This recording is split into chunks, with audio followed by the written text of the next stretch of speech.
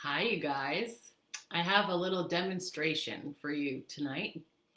Um, After my Fuck Mindfulness post, um, some people asked, Ray, how do I meditate like a fetus inside a womb?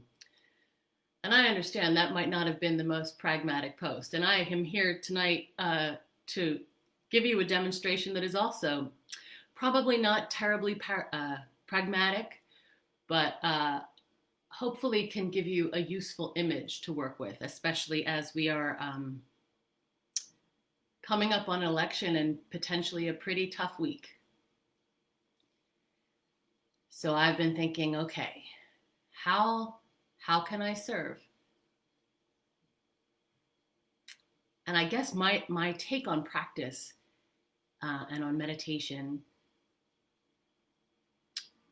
are a little bit different from the perspective that some people come from. I mean, there's a lot of people who will tell you to count your breath. I would never tell you to do that, except for the box breathing. And I do that only to help you remember to make the out breath longer than the in breath, because that's what helps to bring the parasympathetic nervous system online.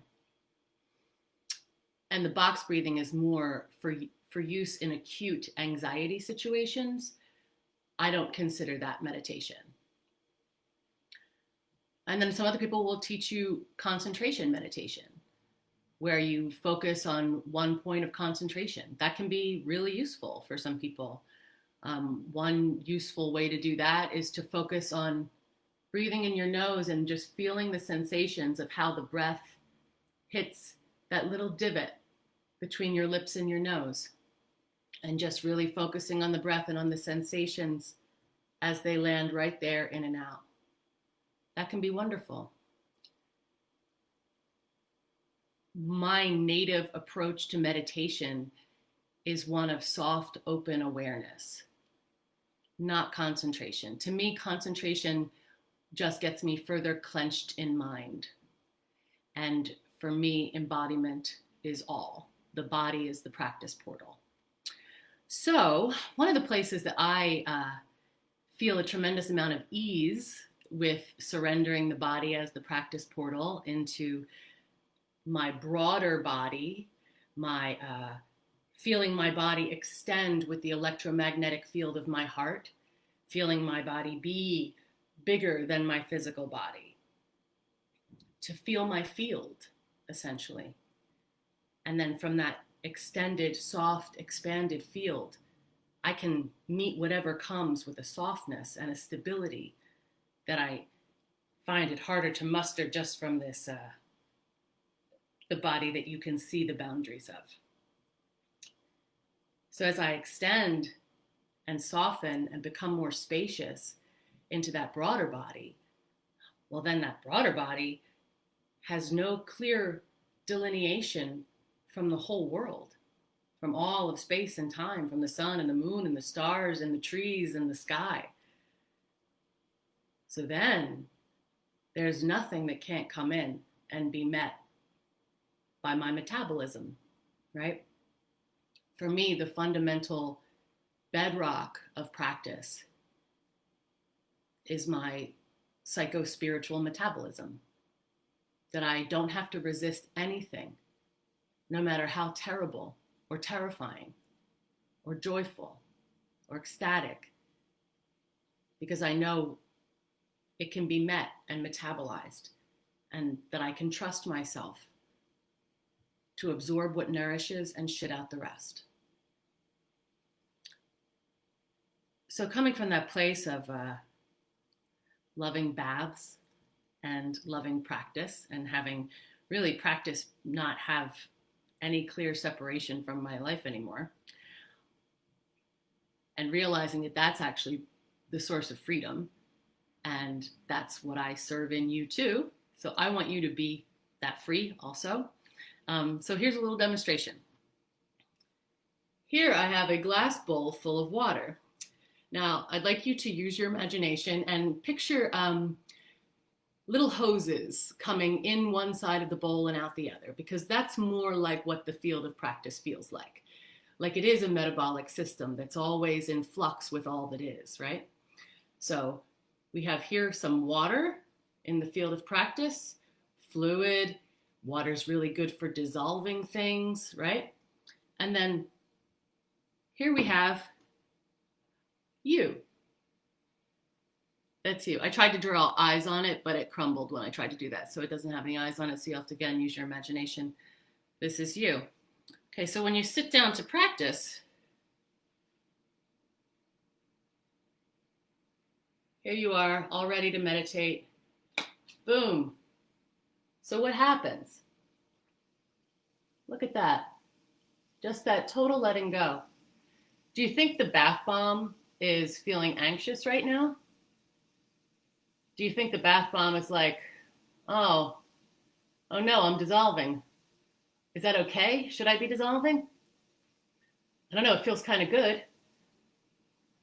I mean, what is the bath bomb really doing here? The bath bomb is doing exactly what it was meant to do. Bath bomb is meant to fizz and dissolve and release fragrance and color. That's exactly what it's doing. It's honoring its purpose. It's becoming free. And what's happening? Its fragrance is being released into the air. And the energy that was stored inside the bath bomb is also being released into the air. And where does the air stop? The air doesn't stop anywhere, right? The air keeps going. So where are the energetic repercussions of fizzing? They're everywhere. I can't even see where they stop. Oh, what? You have another problem? We've got another problem. Maybe another person's problem. Oh, put it in the field of practice. The field of practice absorbs all, and you can trust completely that the field of practice is a refuge that can absorb whatever you put into it. And the softer and more spacious you become in the face of whatever arrives, the more that your field of practice can absorb.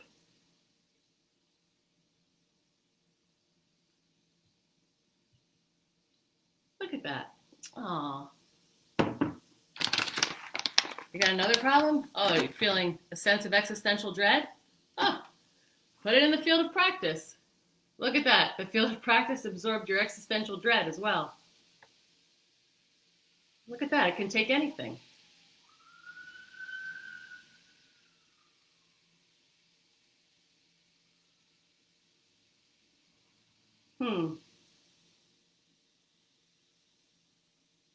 So what's the key, right? What is happening here? Well, first of all, it's water, right? Dissolves, dilutes, absorbs, holds. It's transformative.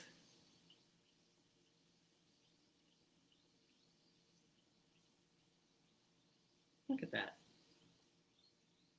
A bath bomb being a bath bomb. A bath bomb seeing its original face. Dissolving as it was meant to. Becoming free. Releasing all of the energy inside of it.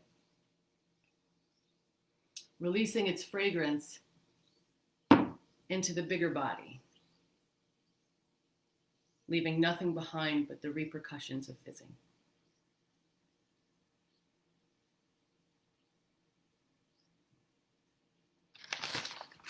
I like that these bath bombs were called birthday cake. They don't smell anything like birthday cake. However, I like the idea that they were like a rebirthday cake, right? How much is this water like the womb? Field of practice is like the womb. One body, no mind. There's nothing to think about. There's nothing to concentrate on. Do you think the bath bomb had to think about what just happened? Do you think it would have been helpful for the bath bomb to be afraid of what just happened? No. So now, what is this field good for? Right? Well, I could soak my feet in it. Do that. I might do that later.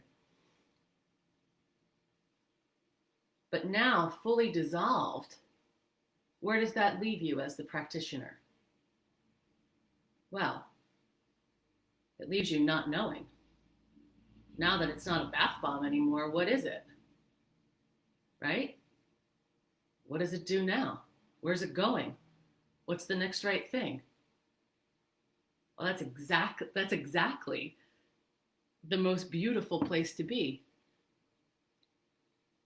with uncertainty, as we're all about to be with total uncertainty. And so can we be steady, stable, soft, and expanded in that field of practice?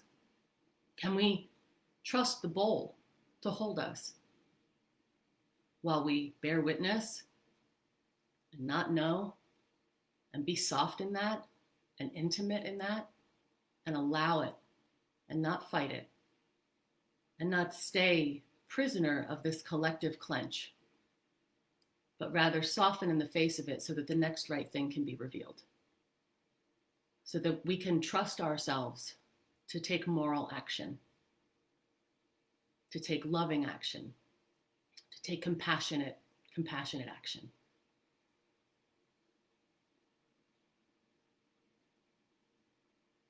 So we have this body. This body can be the practice portal if we let it, or we can fight it. But if we let it, if we soften and we open, and then we open some more, and then open some more, just like the bath bomb does. Just open into that water, open into even the 3 feet beyond us. Can you feel your body be bigger than your skin? Can you feel every pore of your skin, a little mouth breathing in and out? Every pore, a little mouth breathing. Kind of a creepy image, I guess, but I like it. Because it's just a reminder that your skin is a permeable membrane, and so is reality. And your ability to shift into that perspective is the seed of freedom. Right. Thank you. Happy election eve. Fingers crossed.